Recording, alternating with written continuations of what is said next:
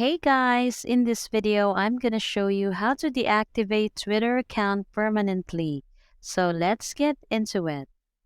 First of all, log into your Twitter account. Click your profile picture and select Settings and Privacy from the menu.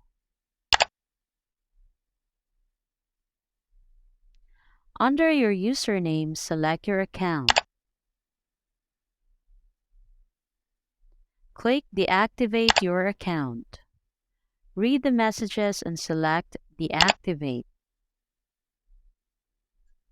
You will be prompted to enter your password and then you can hit deactivate one final time.